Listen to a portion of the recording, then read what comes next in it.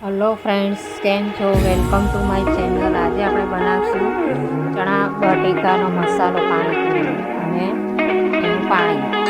સૌપ્રથમ આપણે ચણા ઉકળતા પાણીમાં બાફવા મૂકી દઈશું મીઠું નાખી. પછી બગડી જાય એટલે તેને બાફવા મૂકીશું બટેકાની. બફાઈ જાય એટલે બટેકાને મિક્સ કરી દઈશું. એમાં લીલા મરચાંની પેસ્ટ,